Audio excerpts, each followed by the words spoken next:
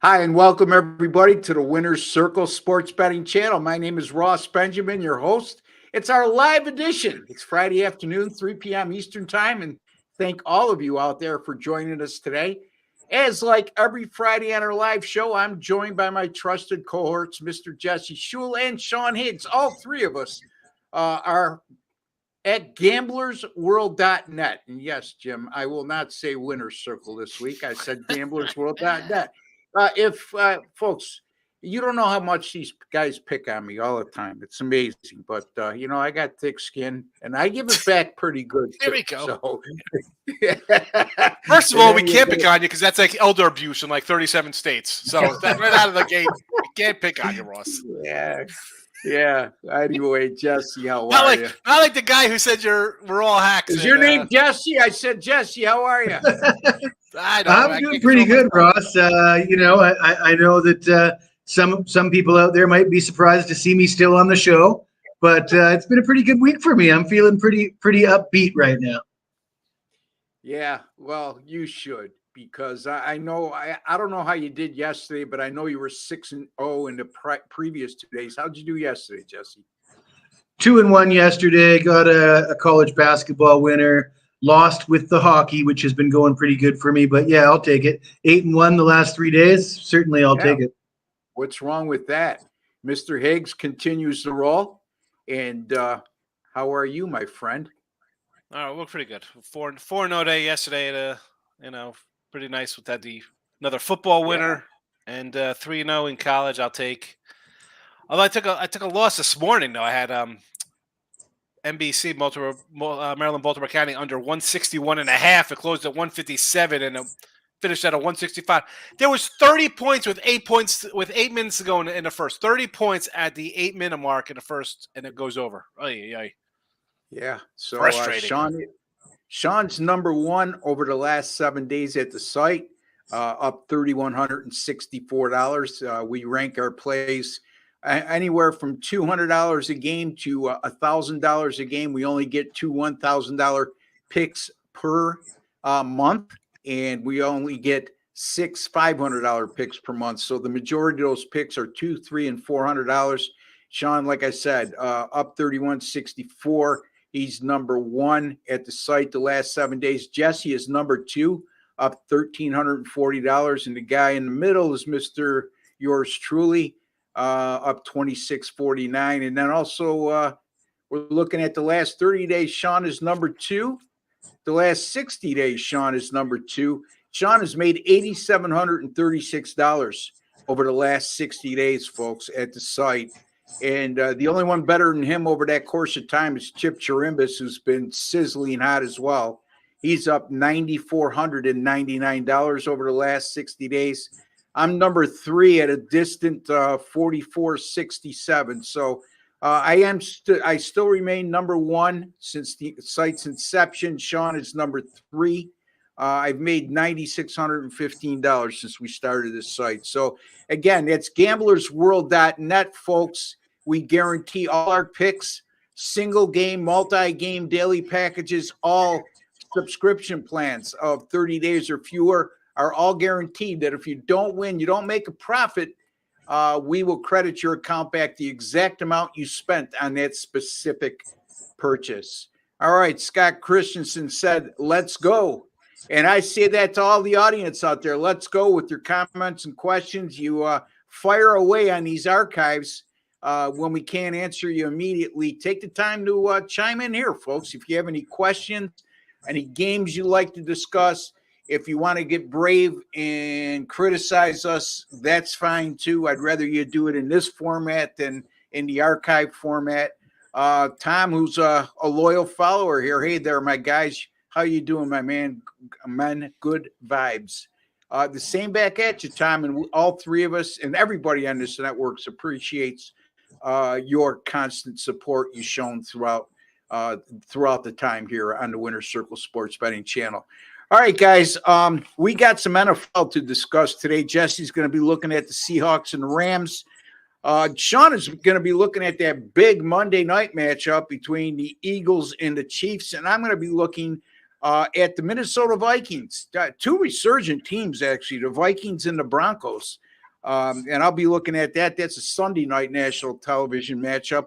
Let's start with you, Jesse. The Seahawks and the Rams. Right now, the Seahawks are a 1-point favorite. The total is 46.5. Are you going to do the side total, or you got something else for us, Jesse? Well, I can't bring myself to bet on either of these two teams, Ross, so I'm certainly not doing the side. I'm going to look at a player prop for Matthew Stafford's passing yards.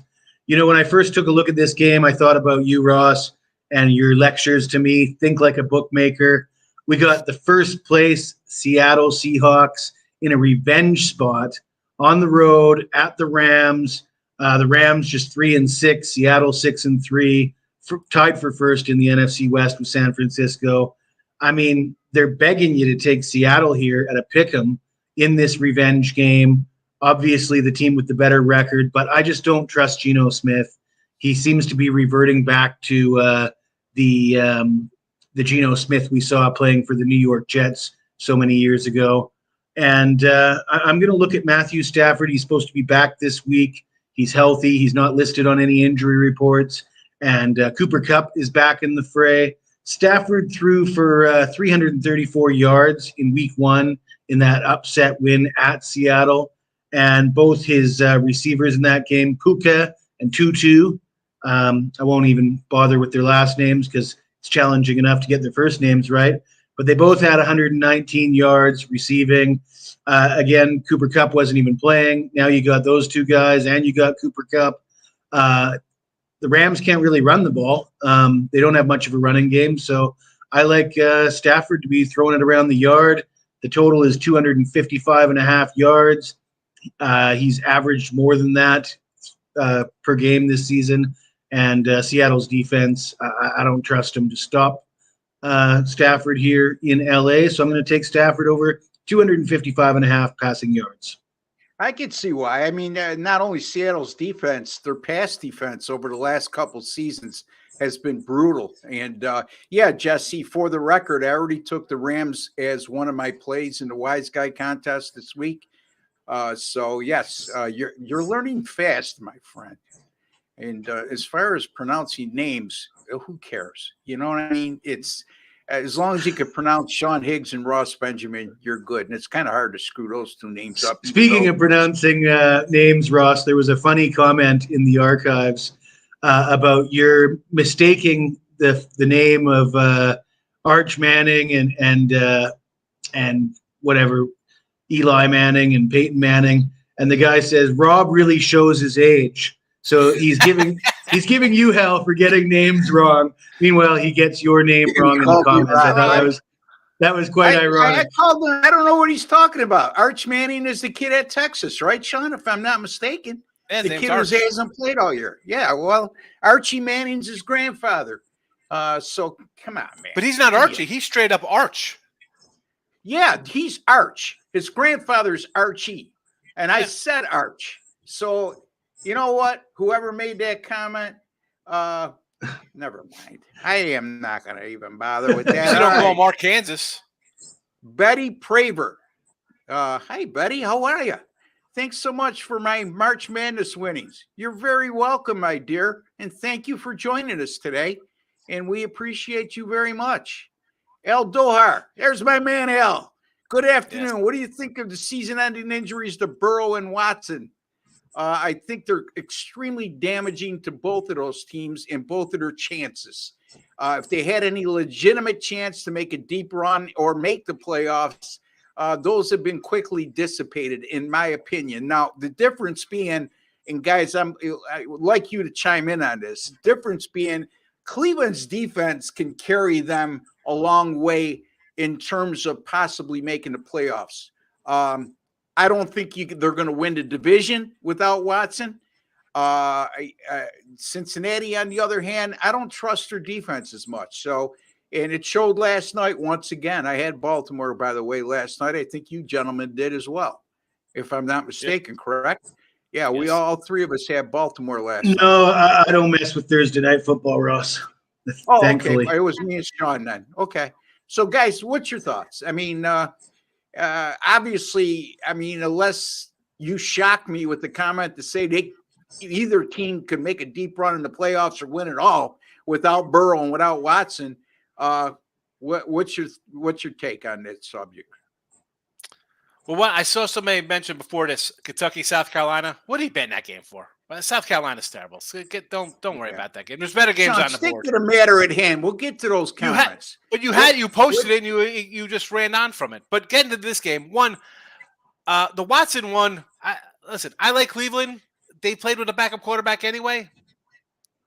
I don't think it really affects them. Now, the Ravens are going to cakewalk to their division title here because of the two quarterbacks. And Pittsburgh has a offensive problem themselves.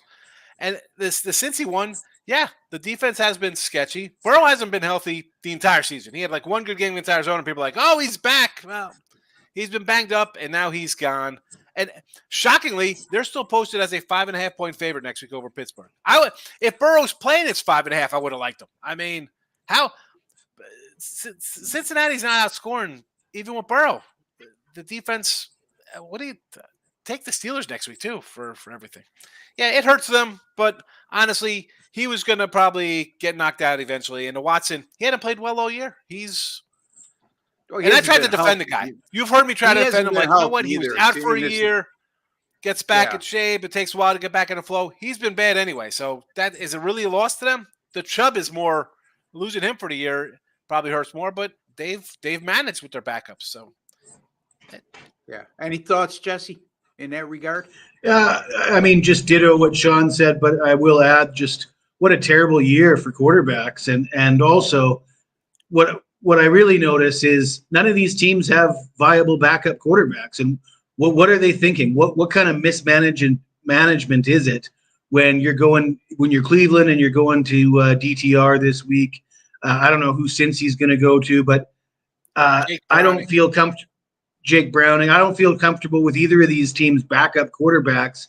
And there is veterans around the league that you could have. I mean, in Indy's a prime example. They got Gardner Minshew. And that seems like a viable option. Your quarterback gets injured, you put a guy like Gardner Minshew in. I think there's enough guys around. If you want to pay them and you want to bring in those guys, there's no excuse to not have a decent backup quarterback. And that seems to be a serious issue in the league this year. Well, I mean, Cleveland had Dobbs. They had Dobbs before they let him go. Yeah.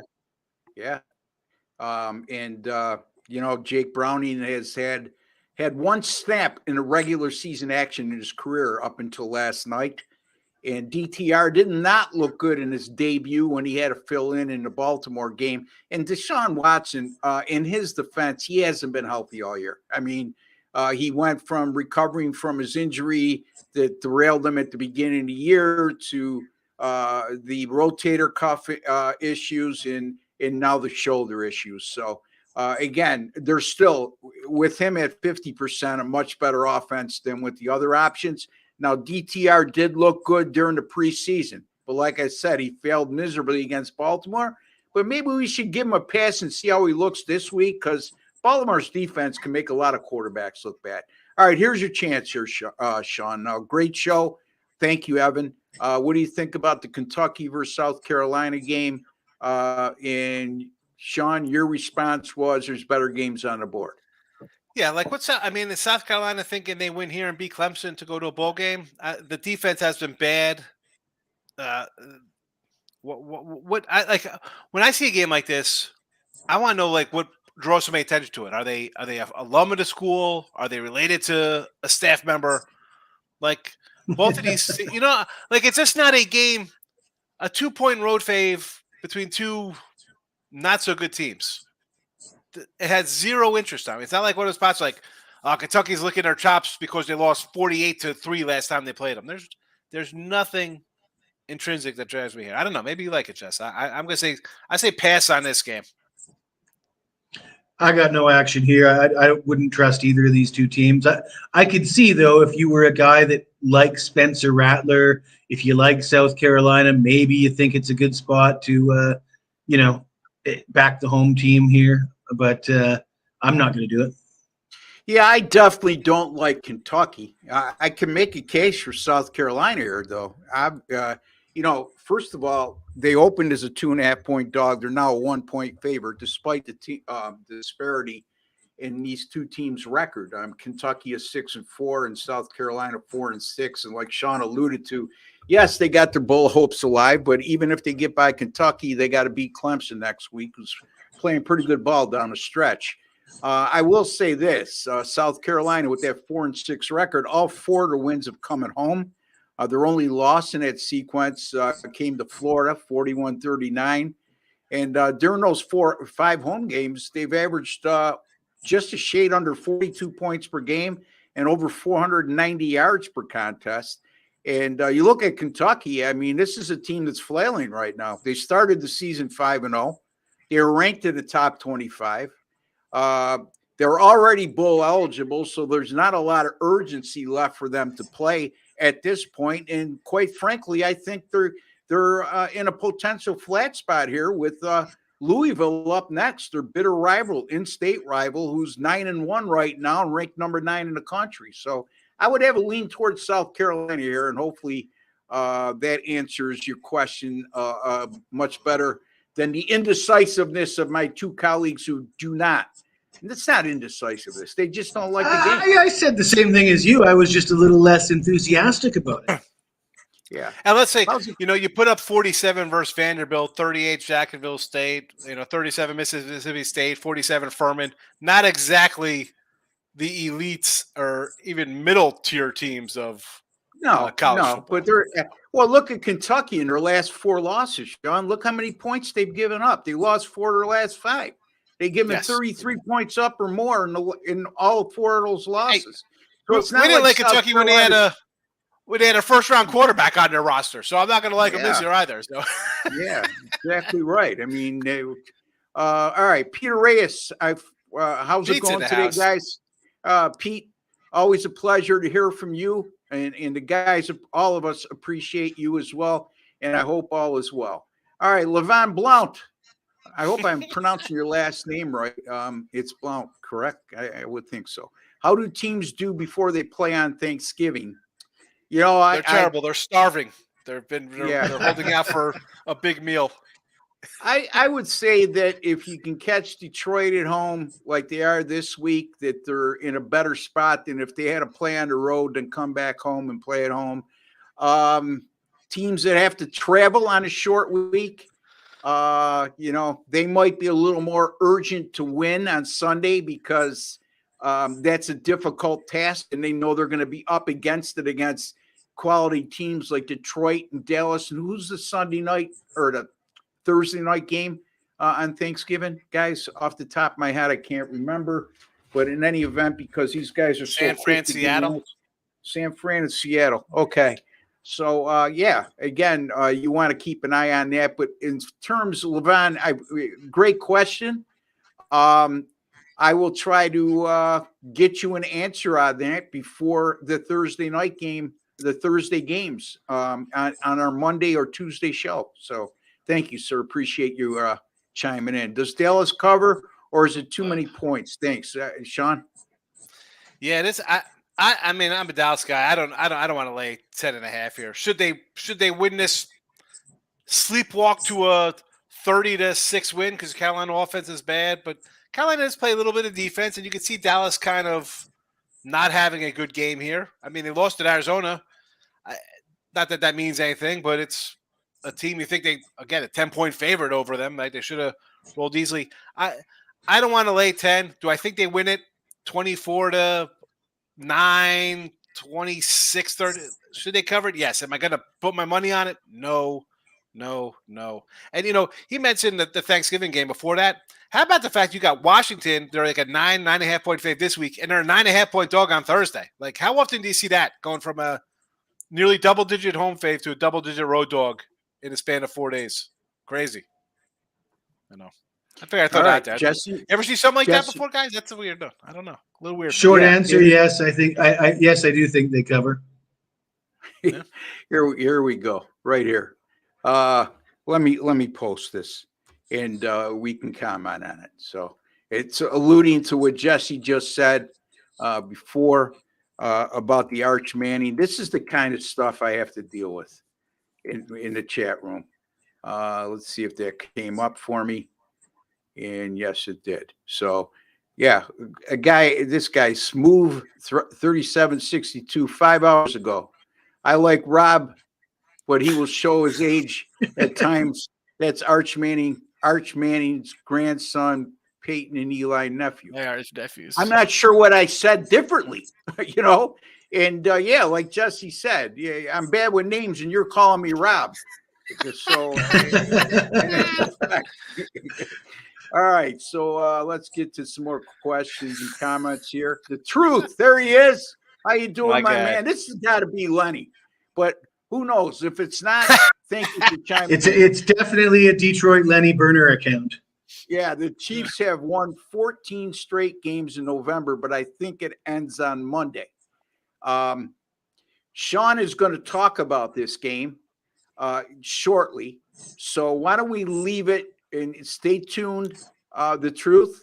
And Sean's going to be giving us his breakdown, and we'll be commenting on that game very shortly, okay? So we'll get to that in a minute. Here's Dan. How you doing, Dan? Would love to hear advice about remaining steady on huge winning streaks and gaining a lot of money. How do you remain disciplined when you've been printing money for 2 months? Well, I've been doing it. Sounds like a question for Sean. Yeah, I've been doing it for 3 months. So let me tell you, how do I stay disciplined is I use the same money management that I have through the last 3 months and before that. You know, you just have to stay disciplined. That's the way to do it. I mean, you don't want to be doubling up in the middle. Let's put it this way, Dan. If I won for 2 months, okay, if I was winning for the first 2 months of the streak, and then all of a sudden in the third month, I decided I'm going to double up my bets. What happens if I go south in the next couple of weeks after that?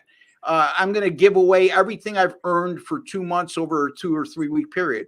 That's just not the way you do it. So you just stay disciplined, know your bankroll, come up with what percentage of your bankroll you want to play per game, and stick to that plan, no matter if you're winning or losing. And more times than not, you'll be all right. By the way, you know, if to my point, since August the 4th, I'm 153 and 103 in all sports. So if you bet a dime a game on all of those, according to sports capping, and they only do 1 unit per game, I'd be up $40,000 right now. So, and you would be too. And that's just betting and staying within yourself. So, guys, any thoughts in that regard? Yeah, classic advice a veteran would give to a rookie in sports: act like you've been there before. Right? This is what they say to young guys coming up. You score a goal, you get a touchdown. Act like you've been there before. And we're all veterans. We have been there before. So if we go on a 2-month run like Dan's talking about, it's not going to be our first one or second one or 10th one.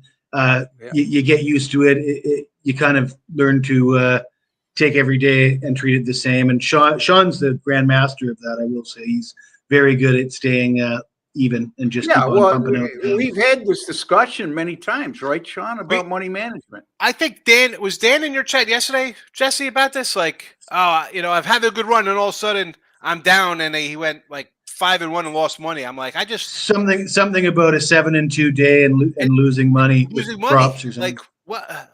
Like that's just insane to me. 7-2 day losing money, 7-2 day breaking even. Like you have to. I put this up, and the mighty Quinn took it down because these guys aren't happy if anybody says anything nice about me.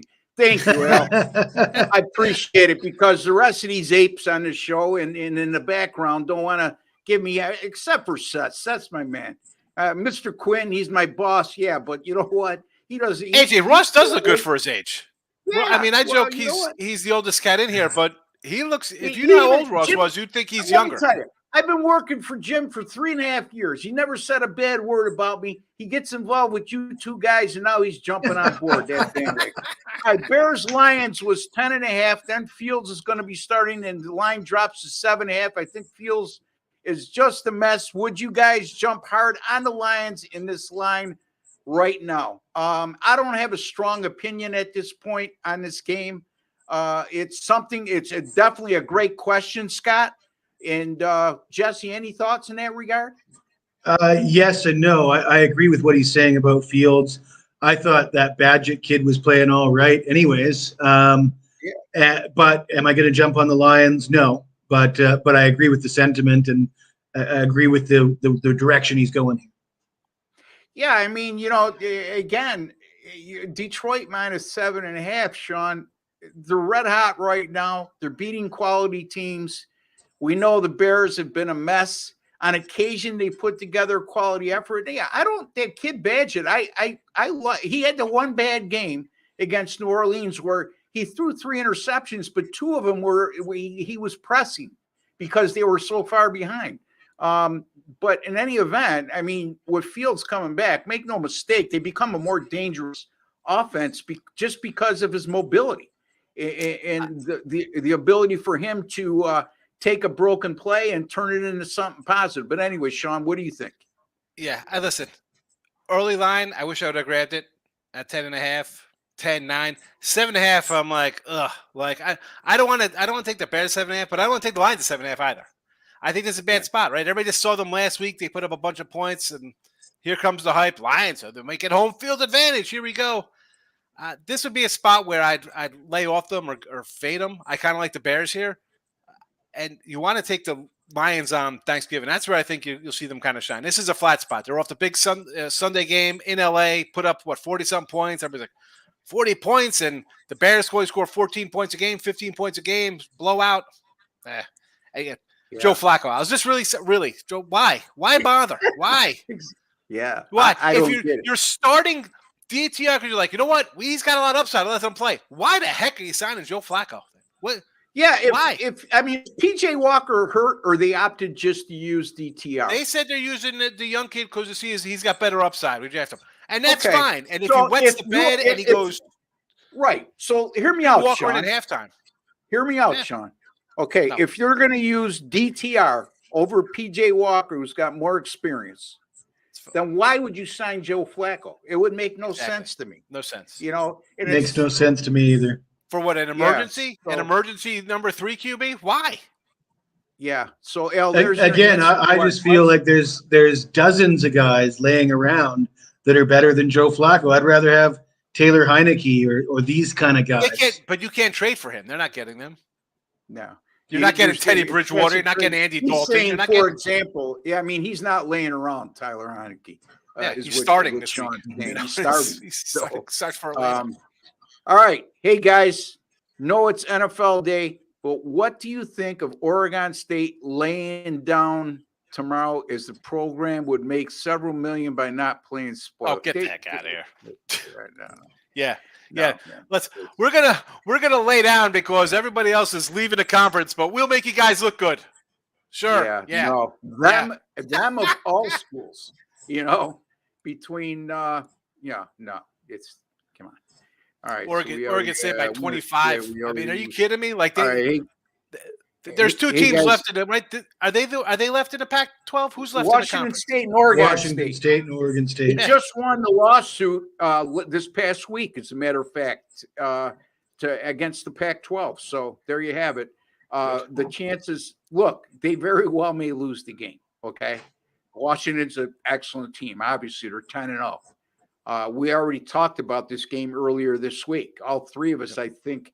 I know I gave out Oregon State as a pick in that game, and I believe you 2 guys agreed with me. I don't think it was with us. I think it was with. Okay, then it had to be with Doug. Okay, so my feeling is on that game is, why is Oregon State now they're down to 1, but they went from a opening 1-point dog up to 2.5-point favorite right off the bat.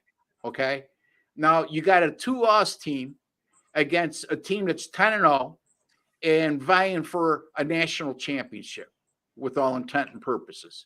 A team that can't afford to lose a game right now if they want to be in serious consideration, because at 10-0, they're number 5 in the playoff rankings right now. So if you're number 5 at 10-0, the chances you making the playoff with 1 loss, they're not going to be as forgiving with Washington. And if you look at Washington, their last, I believe, 6 wins have all been by 10 points or fewer. So it's not like they're knocking people out of the park.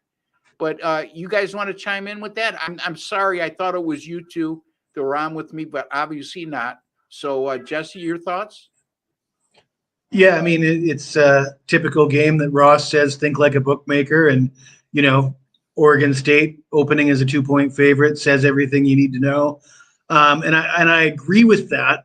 And I would like Oregon State. I do like Oregon State in this spot, but I'm a little wary of the fact that they might be a public favorite. They are now, but which shocked me. They're actually, the public is favoring Oregon State a little bit right now. So that's what scares me a bit.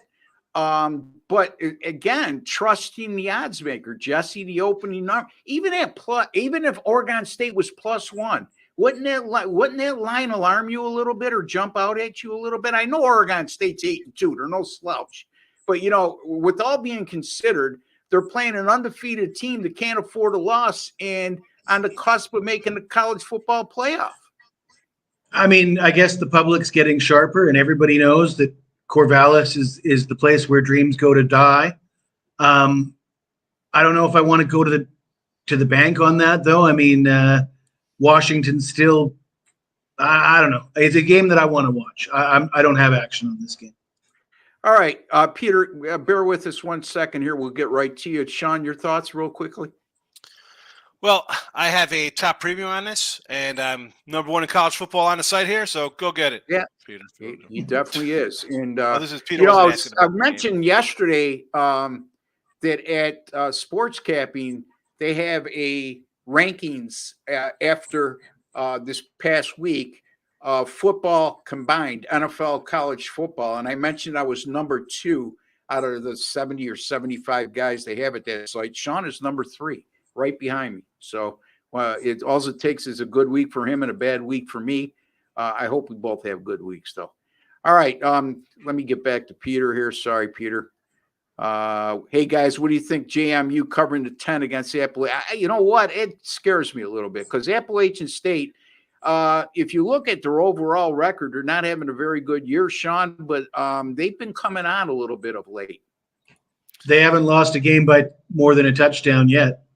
Yeah. It's you know what? But does Madison? They can't. Their thing got shot down, which it should. They're not going to change rules because people are upset that it's a crappy rule. They're not going to change it midseason. It is what it is. But do they come out and lay an egg? I don't know. Do they win by? You'd like to think they're angry, and we have to make a statement that we're good, and they come out and roll these guys. But last year's game was a close game as well. But I mean, college game day is going to be there. So it's like both teams are going to be up for the game, right? It's not like one team's going to be like, oh, it's just another road game. I mean, especially these two teams, right? They don't get a chance to be on game day very often. Is Appalachian State? I haven't seen Ari in a while. Where's this guy been hiding, Ari? Where you been, Ari? Where you been, Ari? The only thing I will say is that Appalachian State's program is used to being in this kind of spot. Okay, yep. Game day and all that stuff. So, Ari, yes, it's Sean said, where you been? And glad you could join us today. All the best, my man. All right, Jake Folsom. Jesse, how was the good dinosaur your revelation, which should have been revelation? I did butcher that. That was my bad. We're not vying for a Pulitzer Prize on this show, guys. So if we make a grammatical error, did you say Pulitzer? Did you say Pulitzer Prize instead of Pulitzer? Yeah, Pulitzer, whatever it's called. I will say that the steak was awesome. So go ahead, Jess. The steak was awesome, and about the revelation. Since I told Sean to break out the pen, I'm 8-1 with my premium picks. So I am a new man. I feel great about it. Just like we predicted. Jesse, watch out. If he's coming off a couple bad weeks, hide if you're a bookmaker. Steer clear of him if you're a bookmaker. And he's proven us right. An even bigger trap than Washington, who are going to get sucked into the 7.5 with UNC. I'm on Clemson. I can't disagree with that because, UNC's been getting a lot of love all year long. They barely got by Duke in a big rivalry game. That was an emotional contest. And this is a Clemson team coming on strong. And, I'm sure it's going to be an even bigger sucker play, Dan. Now that it went from 7, they put the hook on it. So, guys, your thoughts? I think we all. I liked it more at 6.5, but we did cover this game on the last show. I think we're all on Sean, Clemson here. Yeah, all right. I think we all agreed Clemson is the only way to go on that one. Ari was on vacation overseas. The next time you go overseas, stop in Thailand. Jesse will cook you a big steak. Yeah, big, promise. Like tomahawk flavor. Yeah. So let's see. AJ, I don't know how to pronounce that, my friend, but no disrespect intended, because seems like I've been butchering names for 3 years. Butcher the name, and then they'll come in and attack AJ you. Colts. All right. Thoughts on Eric, whatever his name is. We appreciate your chiming in, AJ.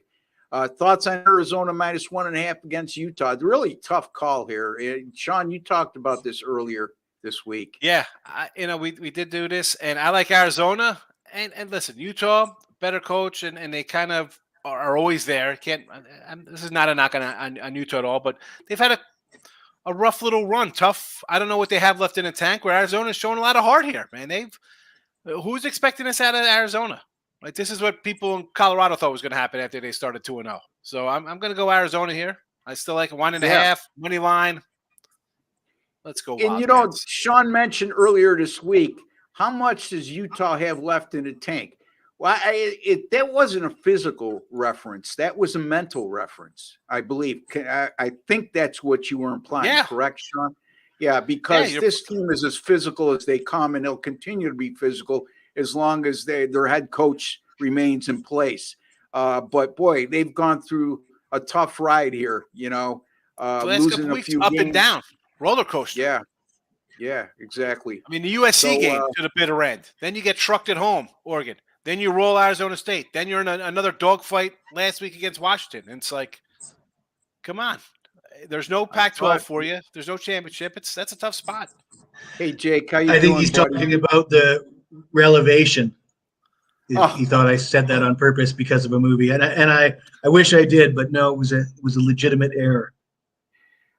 Linus Kate. No, actually, Kansas State is now a 9.5 point favorite. Get out of town. The last I looked. Okay, that's what. That's got to be official. This is the biggest. I'm going to tell you. This can't be starting. Sucker play on the board this week. Trust me. I said it last week with Jacksonville against the 49ers. I'll say it this week on this game. Kansas, good team, 7-3.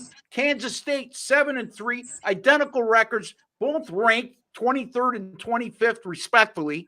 And yet, here we are in a big rivalry game like this with what virtually seems like an even matchup, and the books open them up as 7.5. They go to 9.5 now. You can't tell me they're not giving you the winner here. Give me Kansas State here by 3 touchdowns. Anyway, Sean, go ahead. I see 10s offshore. Yeah. Bean cannot be playing for Kansas. Go ahead. Yeah. He cannot be playing if the line's at 10. He's not playing. Bean is not playing. It doesn't matter. Okay, what's the difference? It's 7.5. They were telling you who the winner is in this game. It's 7.5. Sean. It's 10 at Pinnacle right now. Penny's got 10. I'm not going to disagree, but man, that's some crazy line movement, and it makes you how bad is this backup quarterback for Kansas? This kid that came in last week for Kansas, the third string quarterback. I mean, he didn't torch the world on fire, but he wasn't that bad. My point is, who cares? This line moved to 9.5 because of the quarterback. It opened at 7.5, right there, even at the opening line. Okay, now it's justified. Maybe it's not a money move. It's going to 9.5 because of the status of the quarterback. But again, focus in on what the odds maker made the opening line on this game is. Not only 7, not only 6 or 6.5, but they threw the hook on it. Besides, it's 7.5. All right. Thoughts. We already gave you our thoughts. Thoughts on Bengals season. Now Burrow is out for the season. We covered this already, Jake, but if you missed it, we were all in agreement that the Bengals are pretty much, you could stick a fork in them. Correct me if I'm wrong, guys, if I'm misspeaking for you. Okay. All right. Scott. Oh, wow. All right. Yes, LOL. All right. Bengals are done. We already said that, EJ. Oh, for sure. And let's see here. Hi, what? Help me out. That needs an explanation. Okay.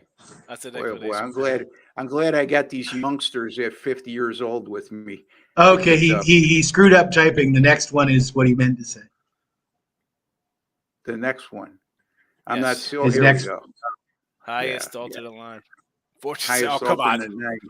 Now Jake, listen. Go back to that one because this will go into Dan Rant's one about questioning about how you lose money and you're on a hot streak, you lose money.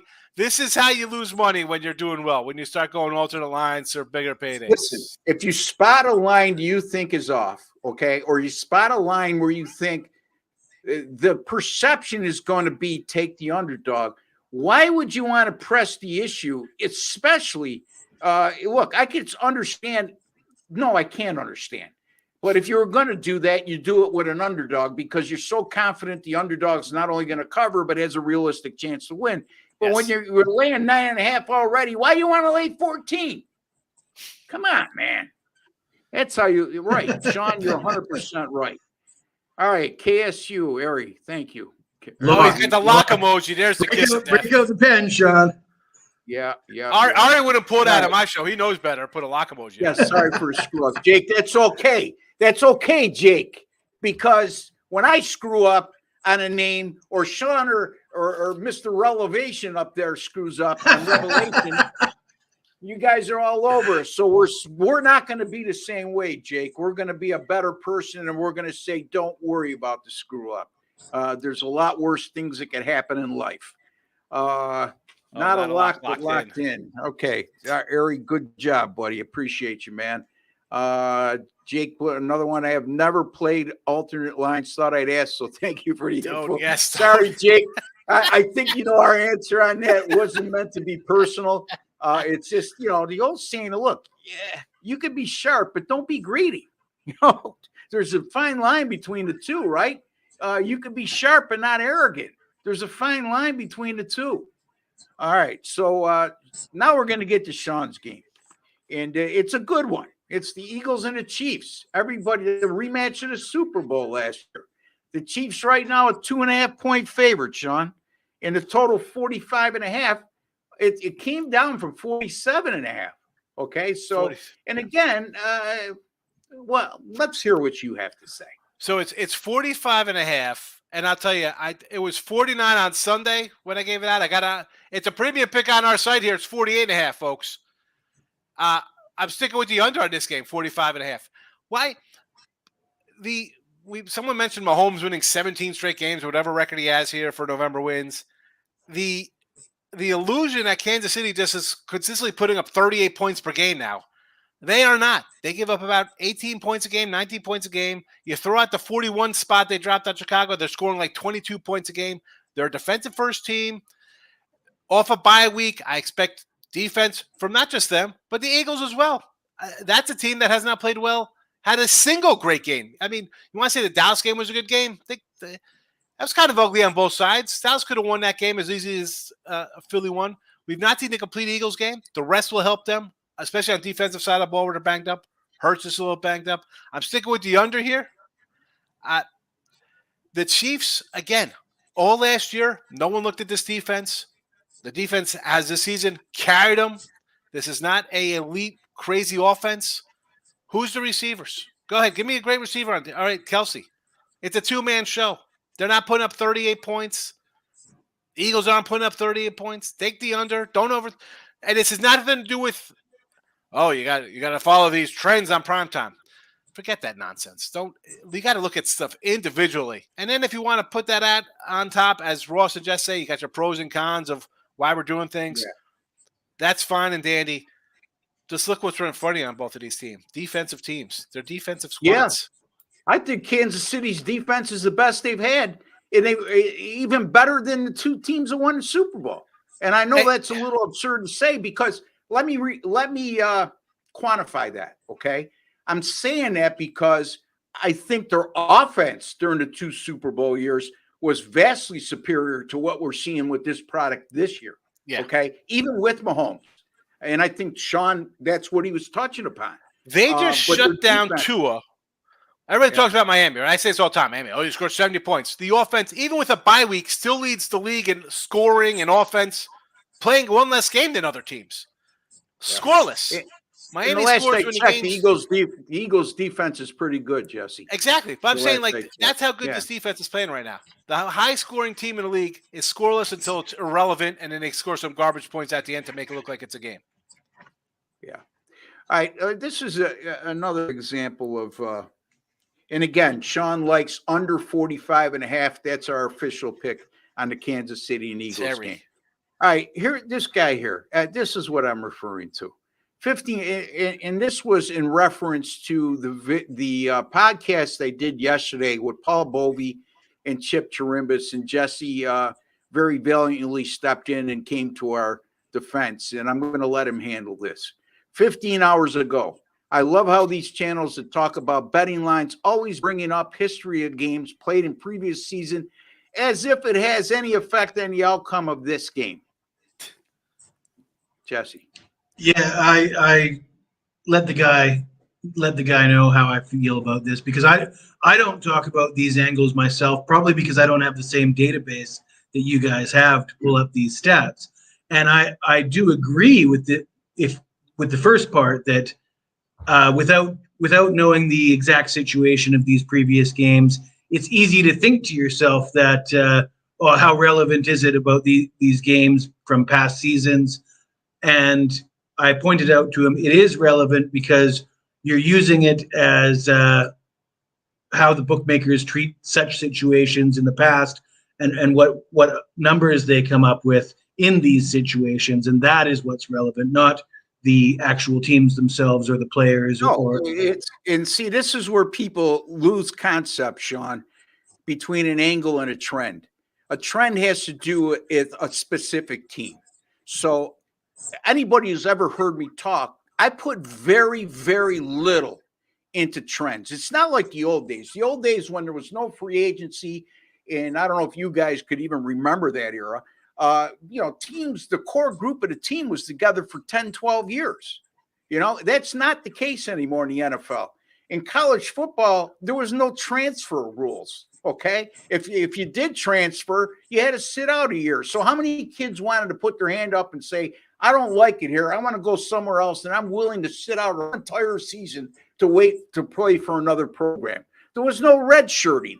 So there's a lot of things when it comes to specific team trends that are irrelevant. Now, what I'm referring to in my database is betting angles.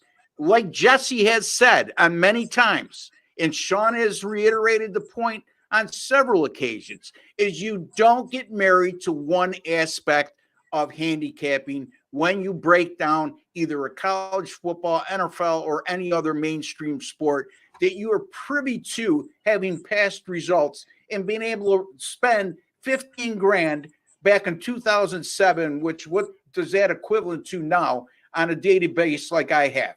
Okay. Basically, Jesse touched upon it. It's all teams in a specific situation.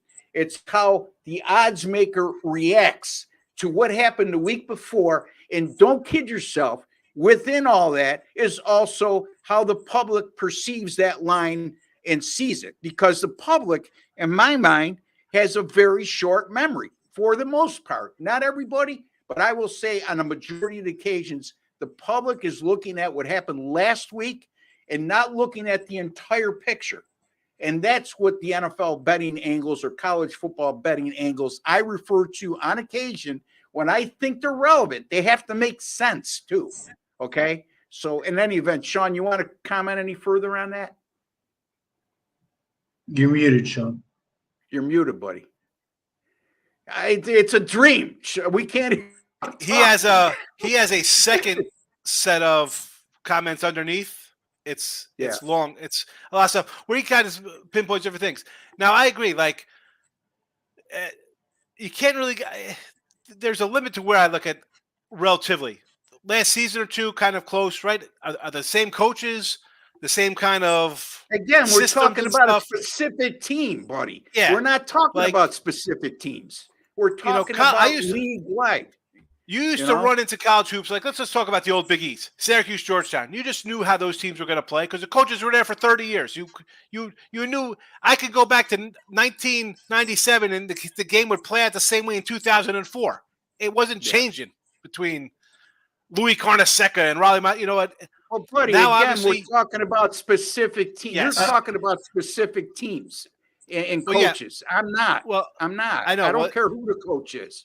You know, Exactly. so it's To really simplify it, I think what you could say is Sean, because that's what I was trying to say about team Yeah. trends. They were more relevant back then than they are now. Go ahead, Jesse. I'm sorry. just to simplify it, if you have a team that's undefeated in November, how do bookmakers treat those teams? Do they, like, let's say undefeated teams in November are overvalued?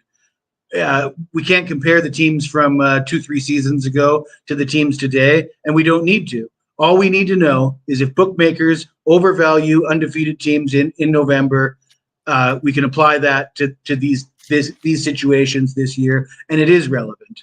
Even though the teams might be different, the coaches might be different, the players might be different, the fact that when a team is undefeated in November, they become overrated, that is the relevance to the trends. Just using that as an example. All right. So there we go. We addressed that. So, and again, I'm not trying to discourage anybody from their comments, but you know, when you make a comment like that and you're laughing hysterically with your little, whatever you call those things, it's like you're implying that we don't know what we're talking about, buddy. We've forgotten more in the 20 years we've been doing this than you'll ever know. Trust me.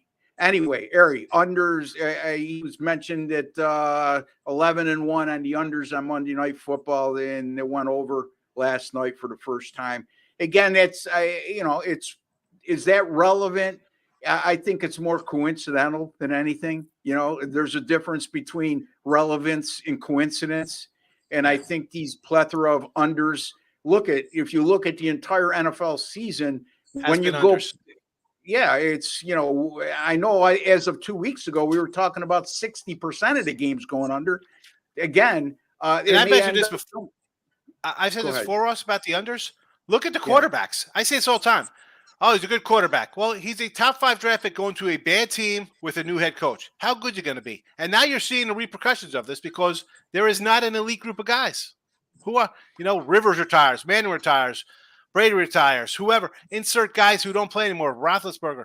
How many good quarterbacks are there? Okay, there's 5. Seth says what I miss. Seth, we're glad you could join us. Better late than never. Appreciate you, my man. What'd you miss? Sorry from the beginning. We had a little raffle that went on, and one of our subscribers won a free date with porn star Jenna Jameson because we have a hookup with one of our guys that's a handicapper that apparently is her strong arm. Anyway, Evan Graham, what do you think about the under 60 in the UCF and Texas? I'm totally lost on that one. Well, I'm not. It's a reference that I'm familiar with. Yeah, go. Evan Graham, what do you think about the over under 60 in UCF and Texas Tech game? You know what? That seems low. It does. It really seems low, which would scare me away from taking the over. I don't know why it's under. I mean, 60. This ain't your uncle's Texas Tech team, though. This is Texas Tech isn't the high flying, crappy defense, all offense team anymore. Right. But UCF, I know that I had UCF as my Big 12 game of the year last week. They win 45-3. But would you guys agree that was maybe an aberration because they've been horrible defensively all year? Yeah. I mean, they had given up 30 in 1, 2, 3, 4, 5, 6, 5 straight games, 6 straight games, and then they won 28-26, and then Okie stayed off of their Super Bowl. Yeah. But I guess it's 60. It does look low. It looks too easy to take a 60 or 59.5. I'd say under based on that number. Don't be fooled. I don't know what this means, guys. Help me out. He's looking at us. What's he doing? He's staring at us with those googly eyes. Okay. And his eyes are popping out of his head after you talking about Jenna Jameson. So the Jenna Jameson thing, Sean, refers to one of your colleagues, not mine, that claims that he is good friends with her and had to come to her rescue on a second's notice. The guy that we're referring to is somewhat delusional. So, all right, there you go. How many points would you buy up? Here we go. Yeah. You're not buying any points. Take the Dolphins. They're going to win by 20. Just don't buy it up for an extra couple of dollars. Miami should roll.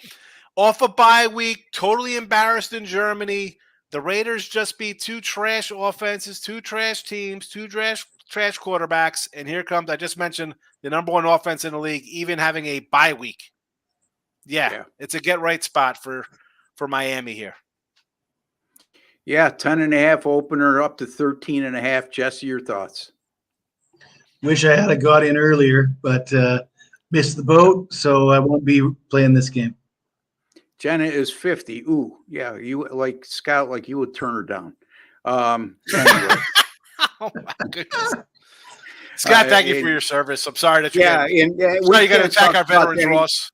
Yeah, we can't talk Ross about fought in the Civil War. You think he'd have a little respect? It offends Sean, his colleague. We're talking about his colleague that he's such good friends with. Sean likes the crazies. You know what I mean? The guys who are out there. And, I have a little patience for him. Anyway, that's what makes the world go around. We all have our likes and dislikes. Laugh all right. I'm 55 and wouldn't turn her down. Exactly what I was saying. Her down, he said. Let's get back to sports betting and let me look at my game here. Minnesota and Denver. Broncos -2.5, 42.5. Both of these teams started slow, but they've been on fire of late. Minnesota, you look at what they're doing, and it's not curtailing just because he lost Kirk Cousins. Joshua Dobbs has been an excellent acquisition at the trade deadline, and it certainly worked out well for Minnesota. And I can make the case that I believe that it's really not a big loss when you go from Kirk Cousins to Joshua Dobbs, because Joshua Dobbs at Pittsburgh, at Cleveland, and at Arizona never had the type of receivers he's got now in Minnesota. And that's what he hasn't even seen. Justin Jefferson hasn't even seen the field with him yet. So their receiving core is very underrated above and beyond Justin Jefferson. They're 5-0 straight up in ATS in their last 5. They've been a pick or underdog in 4 of those 5 wins. Denver looked like they were dead in the water. They looked atrocious. They gave up 70-plus points against Miami. And here they are, 3-0 straight up in ATS in their last 3. And the last 2 against Kansas City and Buffalo. So not exactly terrible teams. And during those stretches, here's the thing. And I like to look at this. I've said this time and time again. It's one of my handicapping formulas. I'm not entirely married to exactly this, but when other things stack up, like Jesse has touched upon on numerous occasions, it takes relevance to me. During this 3-game win streak, Denver is -42 yards per game. And they've been a beneficiary of a +8 turnover margin. Okay, so that tells me, look, give them credit. They're taking the ball away and they're not turning it over. But they've also been outgained by 42 yards a game, and they've been a tad bit on the lucky side in that regard. Okay, that's not to take anything away from their 3-game win streak. Minnesota, on the other hand, during this 5-game winning streak, like I said, they were an underdog or pick 'em on 4 to 5 occasions, and they're outgaining their opponents during this 5-game win streak by 52.8 yards per game.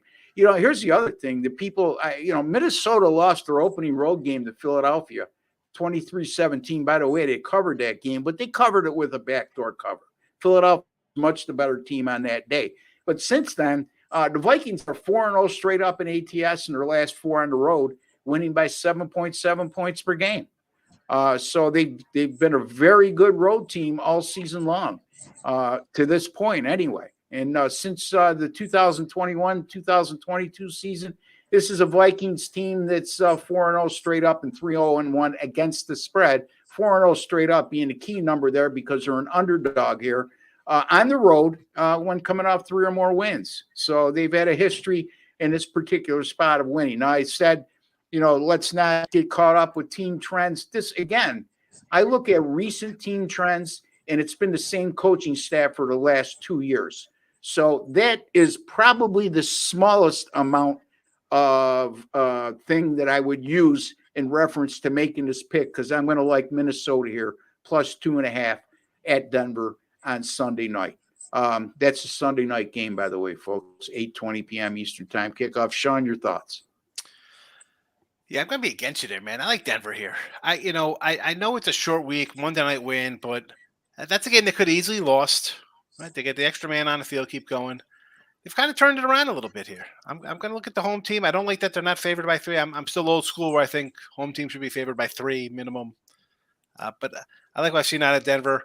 And as Minnesota has played well with Dobbs, I mean, like pulling rabbits out of their hat, not even knowing guys, running backs out, wide receivers out. I don't know. Give me Denver here. Again, this is not a sight play or anything like that. that's just my little opinion on it. All right. And very well taken. And you make a good point. So, Jesse, before people start to crucify me and say you're trying to say that Joshua Dobbs is better than Kirk Cousins, I'm saying that he brings a different element to the table that they did not have with Kirk Cousins. And that's his ability to take off and move the chains with his legs as well. Is he a better passer? Is he more accurate? Does he make better decisions in the passing game than Kirk Cousins? Probably not. But he makes up for it with that mobility. What do you think, Jess? Is it possible that he's benefited from teams not adequately preparing for him because he's moved around, he's been a backup, and they've taken him lightly, and now that he's had some success, teams will be more prepared to defend him? That's I can't answer that question. I'm just presenting the question, but I think I'm going to go with Sean. Denver at home. I struggle to believe. I've seen what Minnesota's been doing, and it's impressive, but I don't believe. I can't buy in. I can't buy in with Minnesota in a tough road game here, as well as they've played and as good as Josh Dobbs has looked. I expect some regression to the mean. All right. And I'm saying that I expect regression on the Denver side because they're +8 turnover differential over the last 3 games on their winning streak. And that's okay if we disagree. It's all done. We all have our opinions, and I have to respect these two guys if they disagree with me. Not to say that I'm going to change my mind because of them. That's the furthest thing from the truth. Key matchup: defensive coordinator Brian Flores versus head coach Sean Payton. That's a good point. And I'll tell you what, the Vikings defense since game 4 has been terrific. I have that stat somewhere. I'm going to look that up as we speak. But you guys' thoughts on this? Listen, Payton looked terrible. I was going to say, looked terrible out of the gate, right? I mean, I've said before, wow, Drew Brees, you probably held him back from winning Super Bowls the way he looked with Wilson coming in here to start the season.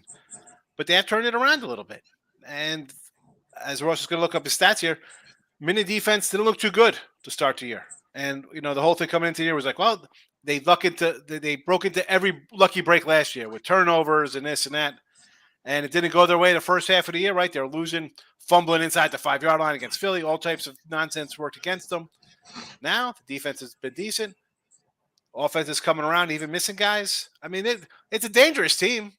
I mean, yeah, and they're winning. They're winning the last few weeks without Justin Jefferson. He shouldn't. He got run out of Miami. He's a good coach. Yeah, I don't have the exact stat here, but I could tell you. Look, the first 3 games, the Vikings, they gave up against Tampa Bay. They lose 20-17. They were good defensively, but then they give up 430 to Philadelphia. They give up, and I mistakenly said that was their season opener. It wasn't. It was their second game. They gave up 475 to the Chargers. And then we go down the list here. I mean, They gave up 13 against Carolina, 27 to Kansas City. Hey, if you could hold Kansas City to 27, you got a shot. And they did in that game, losing 27-20. Yep. The Bears, they give up 275. San Francisco, a formidable offense. They gave up 325. Green Bay at Green Bay, they give up 270. They did give up 270 against Atlanta, or 370, excuse me. And then last week against New Orleans, they held them to 280 yards. And so the Vikings defense has really been their strength. And again, like I said, the bottom line is, guys, they were winning games. We could say they were a lucky 12-4 or whatever they were last year. They're not been as lucky. They've really earned their keep here in this 5-game win streak. So we'll see what develops. I mean, duly noted what you guys said on that game because, it's something to keep in mind. There's no two ways about it. What else we have here? We have another. I agree with Ross on the Vikings. Also like Chargers -3, Titans +7, and the Chiefs game under, which Sean already had. The Chargers at Green Bay. I don't know, man, with this Chargers team, that looks way too easy, Dominic. Yeah, that's the thing that scares me there. The Titans +7. I don't know. Again, that's like a it. tough Uglier one. the better with the Titans. No way.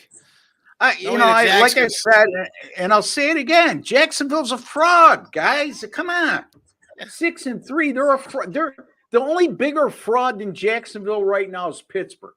Okay.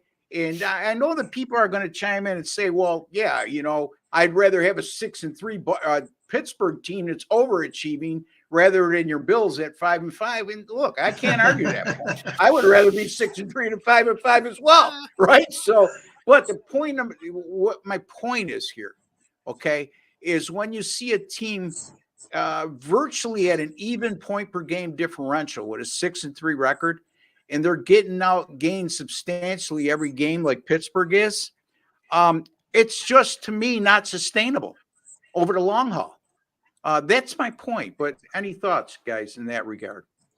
Yeah, I don't like the Chargers, Dominic, but I will say grab the 3 while you can, because there's no question that's going to be 4 by game day, I think. So if you can grab a 3, if you like it, if you're going to play it, I don't like it, but grab the 3s while they're available. All right. So hats off to Jesse. It's 4 a.m. in Thailand. He's still rocking and rolling. Man, he's a trooper, buddy. Let me tell you, Scott. Seth, I'm in Memphis, and I'm afraid to fully fade the Titans. I believe in T-Law. Okay. Duly noted. Mar, here's Mar. How you doing, buddy? Glad you could join us today. Any thoughts on the Lions -7.5? We touched upon that earlier. I'm really leaning that way. Detroit at home on turf are very good thoughts. And I like the under in Browns-Steelers game. That's 33 is the under in that game right now. It came down from 36 as soon as we heard the news about Deshaun Watson. They automatically moved that to 33. Are you guys – that's a really, really, really low total that's rivaling the 85 Bears season when totals were in the low 30s.